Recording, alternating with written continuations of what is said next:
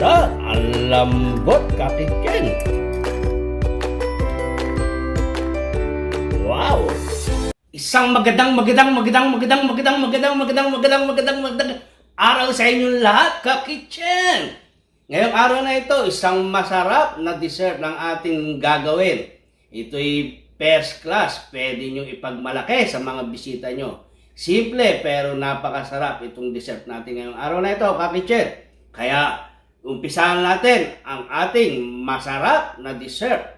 Banana bread pudding ni Andrew's Kitchen. Kakitchen, meron tayong mga tirang tinapay rito. Gagawin natin itong bread pudding. Gagawa muna tayo ng breadcrumbs. Gagamit tayo ng food processor para makagawa tayo ng breadcrumbs.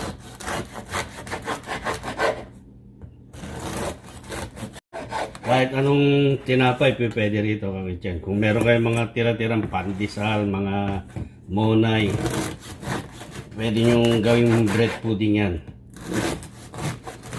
Basta kung meron kayong blender o whatever na anong gamit nyo dyan, pwede nyo rin himay-himayin. Pero mas maganda, meron kayong panggiling dito para pino.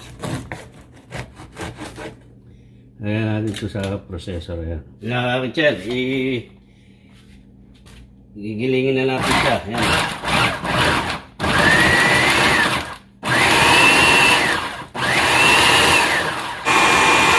Nakakitchen, ready na.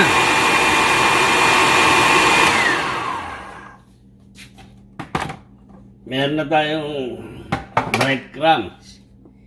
Ayan na, ha. Ang breadcrumbs, pwede nating kung magpa-fry ka ng fish fillet, pwede rito to. Kahit na anong pwede nyong gamitin itong breadcrumbs nito. Magkakaramalize muna tayo. Meron tayong 1 cup na sugar dito. Ayan. Tayo lang natin mag-brown. Diyan, ito na yung caramelize natin. Ingatan lang natin na umitim. Itinataas ko na para maganda yung caramelize natin. Golden brown. Ayan o.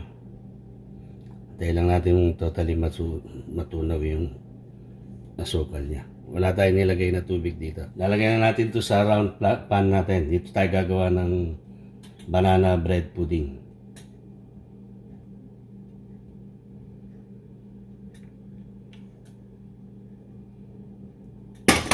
Ikot lang natin kakitchen para may caramel yung gilid ng pan natin. Ayan, maganda yung design ng banana bread pudding natin. Ikot lang natin ng ikot para lang tayo naglalaro, kakitchen. Ayan, hanggang tumigas siya. Okay na to, kakitchen. Kakitchen, imamas natin itong saging natin na sobrang hinog na siya, kakitchen. Ito magandang gawing banana bread. Ang recipe naman natin ngayon, banana bread pudding.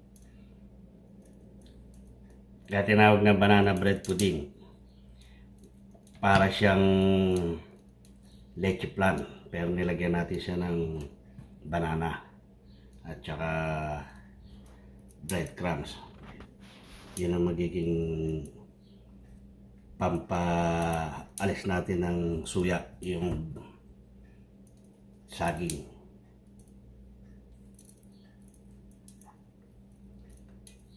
Ang ganda na itong tirisel, saglit lang kakitchen. Kasi nga, sobra na siyang hinog. Pero hindi naman siya, bulok Ano lang siya, sobrang hinog, overripe. Natin yung kaya simple lang to, kakitchen.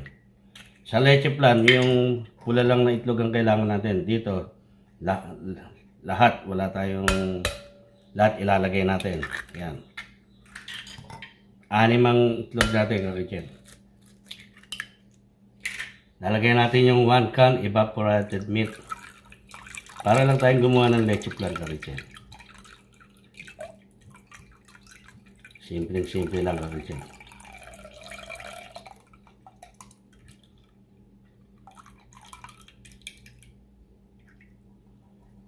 At maglalagay rin tayo ng 1 can na condensed milk.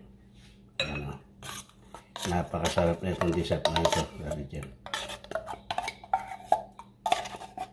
Pwede nyo ilagay sa rep o pang negosyo. Pwede nyo i-business, ibenta nyo sa mga kaibigan nyo. Gumawa kayo ng marami, ilagay sa pack. Kwentahin nyo lang yung nagastos nyo, Karichen. Lalagay tayo ng 1 teaspoon na vanilla extract, Karichen. Akaskasan natin ang balat ng lemon, Karichen, para mabango yung banana bread pudding natin. Ayan. At pipigaan natin ng mga 2 teaspoon lang. Yan. Okay na yan, Karichen. Mix natin siya, Karichen. Ayan, basagin lang natin yung egg yolk. Mix natin ng mabuti. Yan, oh. Yan. Ilalagay na natin yung breadcrumbs natin, Karichen. Okay.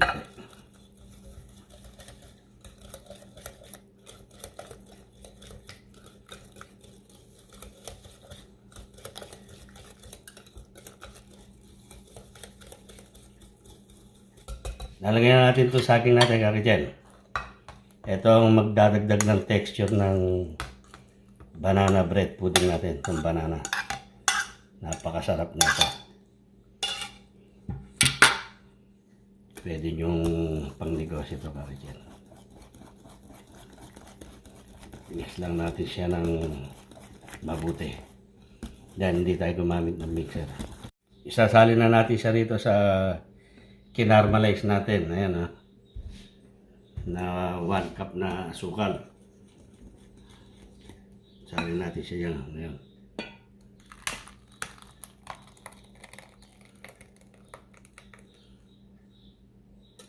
Sakto, Karichen. Ngayon, pwede nyo i-bake yan. Pwede nyo i-steam.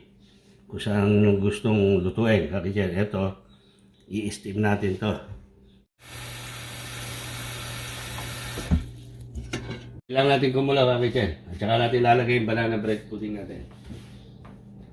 Babalutan natin ito ng foil, Karichen, para hindi siya matubigan pag in-steam natin. Ayan. Karichen, kailangan silyado nyo yung foil nyo para hindi siya pasukin ng tubig. Tsaka madali siyang mag-stick. Kaya ito na steamer natin. Kumukulo na yung tubig natin. Kaya ready to put na tong banana bread pudding natin. Ayan, o. Mag-ingat lang kayo, Karichen, mainit yan. At yun, binagsak ko na. Lalagay natin itong takip. Kasi kasya lang siya, Karichen. Yan. Kahit di nyo nalagyan ng katsa yung ano nyo, may takip naman yung banana bread pudding natin. Hindi siya matutubigan. After 45 minutes, check natin itong banana bread pudding natin, Karichen. Karichen, check natin yung banana bread pudding natin, oh. After 45 minutes, check na natin, Karichen. Yan. Medyo alisin lang natin yung foil. Yan na siya, Karichen. Meron tayong toothpick dito.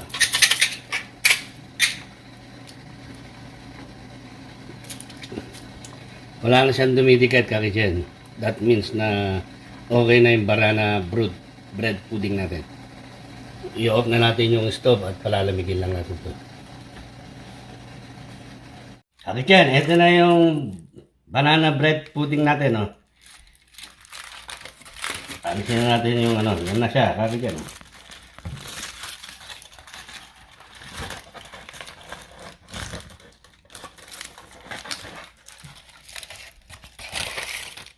Bahal lang natin itong gilid niya para makuha natin siya ng buo.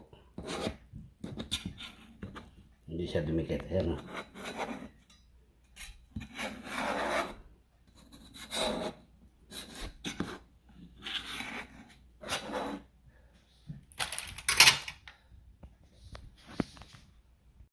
Babalik rin natin siya kakitchen. Ito.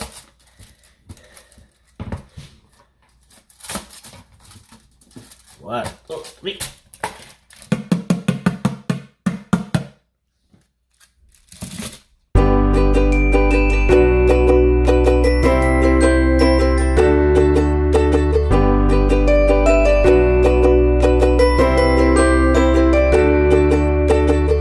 Kitchen, lupain natin. Mana natin tong banana bread pudding ni Andrew's Kitchen. Look at that, ang lambot ka-kitchen. Wow, look yummy.